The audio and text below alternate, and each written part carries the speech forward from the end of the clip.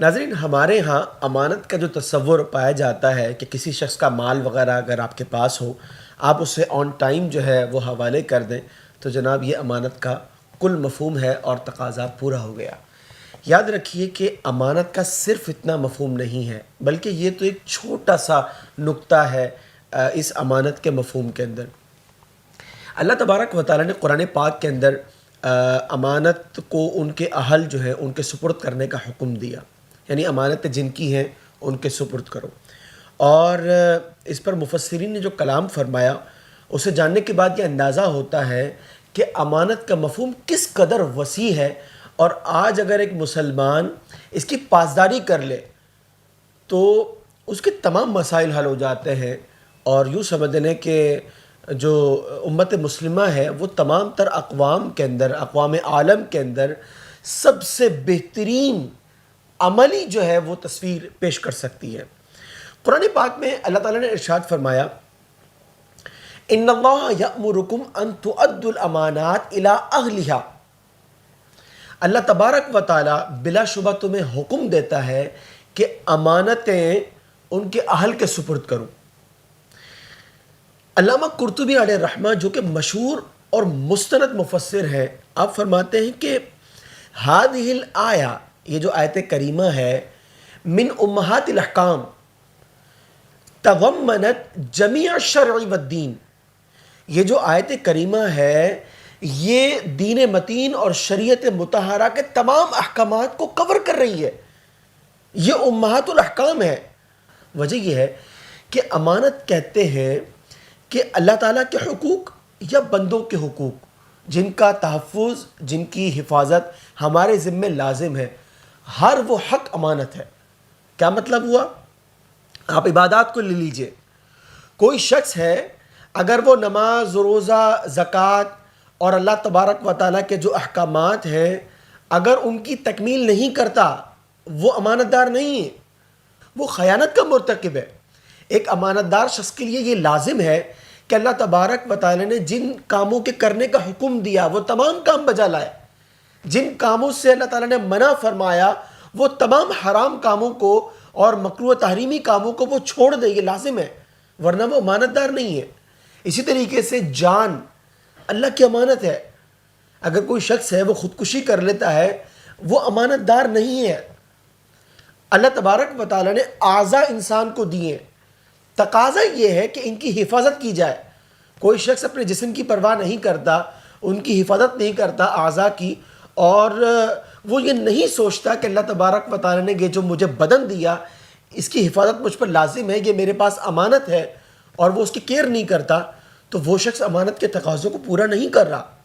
اسی طریقے سے انسان کے راز، بہت سارے لوگ ایسے ہوتے ہیں کہ جن کے پاس لوگوں کے اموال تو نہیں ہوتے لیکن راز موجود ہوتے ہیں، کبھی ادھر بتا رہے ہیں کبھی ادھر بتا رہے ہیں۔ خواتین جو ہے آپس کے ڈسکس کے اندر اس کی بات اس کو، اس کی بات اس کو، ایک دوسرے کے راز جو ہیں وہ کھولے جا رہے ہوتے ہیں۔ کیا یہ امانت داری ہے؟ یہ خیانت ہے۔ رسول کریم صلی اللہ علیہ وسلم کی حدیث مبارکہ ہمیں پیش نظر رکھنی ہوگی کہ جو امانت دار نہیں اس کا ایمان نہیں، یعنی وہ شخص مومن کامل نہیں ہو سکتا جو امانت داری کے تقاضوں کو پورا نہیں کر رہا۔ لہٰذا ضروری یہ ہوا کہ ایک مسلمان عبادات کو بھی سر انجام دے کہ وہ اللہ کے حقوق ہیں، پاسداری بندے پر لازم ہے۔ وہ شخص گناہوں کو چھوڑ دے کہ گناہوں کو چھوڑنا یہ اللہ تعالیٰ کا حکم ہے، بندگی کا تقاضا ہے، اور انسان کے پاس یہ تقاضا امانت ہے۔ امانت داری جو ہے وہ یہ ہے کہ انسان گناہوں سے اپنے آپ کو بچائے۔ لوگوں کے جتنے حقوق ہیں، چاہے وہ مال اگر کسی کے پاس ہے اگر وہ اس کی ادائیگی نہیں کرتا، یہ بھی خیانت ہے۔ اگر کسی کا اور کوئی حق ہے، مثلا ووٹ آپ لے لیجئے، ووٹ ایک بڑی امانت ہے اور ساری قوم کی امانت ہے، ٹھیک ہے؟ ایک صحیح شخص کا انتخاب کرنا یہ بہت ضروری ہے۔ جو لوگ اپنے مفاد کے چکر کے اندر مختلف پارٹیوں کا انتخاب کر لیتے ہیں اور یہ کہتے ہیں کہ جناب سب کرپٹ ہیں، ہم تو چھوٹے چور کا انتخاب کر رہے ہیں، مطلب کمرشل لینگویج کے اندر یہ بات ہوتی ہے،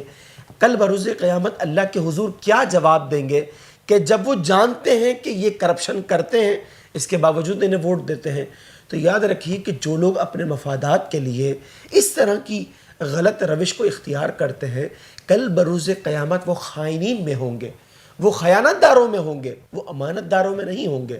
اور جس طریقے سے علامہ قرطبی نے فرمایا کہ یہ آیت کریمہ جو ہے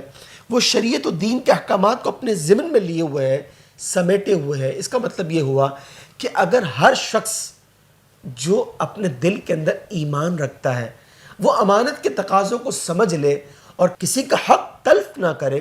اللہ کے حقوق ہو یا بندوں کے حقوق ہو، ان کی پاسداری کرے، تو پھر اس کے بعد ہمارے معاشرے کے اندر یہ جو لبرل لوگ مثالیں دیتے ہیں کہ جناب آپ جو ہے ایک دودھ والا اگر پانی ڈال رہا ہو تو وہ سارے لوگوں کو جو ہے وہ خائن بتاتے ہیں، اسی طریقے سے ایک تاجر اگر جو ہے وہ چیٹنگ کر رہا ہو تو وہ تمام تاجروں کو جو ہے وہ خیانت دار بتاتے ہیں۔ تو اگر ہم مسلمان چاہتے ہیں کہ یہ لبرل قسم کے لوگ، یہ منافقین، یہ کفار مسلمانوں کو یہ نہ کہیں کہ یہ خیانت کرتے ہیں، تو ہمیں اپنے کردار کو بہتر بنانا ہوگا۔ اور جو لوگ ایمان کی کاملیت کو خاص طور پر طلب کرتے ہیں اللہ تعالیٰ سے کہ یا اللہ ہمارا ایمان کامل فرما دے، تو ان کے لیے تو ہر چیز کے اندر غور و تفکر لازمی ہے کہ کہیں کسی کا حق جو ہے وہ تلف نہ ہو۔ رات کو سونے سے پہلے محاسبہ بڑا مفید رہتا ہے کہ آج کسی کا کوئی حق ضائع تو نہیں ہوا، آج بحیثیت بندہ ہم نے اپنے رب کی بندگی کے حقوق کے اندر کہیں کوئی کمی اور کوتاہی تو نہیں رکھی، تو بندہ اللہ تعالیٰ کے حضور جو ہے وہ معافی کا طلبگار بھی ہوتا ہے اور بندوں کے حقوق کو پورا کرنے کی کوشش بھی کرتا ہے۔ رب کریم ہمیں اچھی صفات سے متصف کامل مسلمان بنائے۔ رحم فرما میرے مولا۔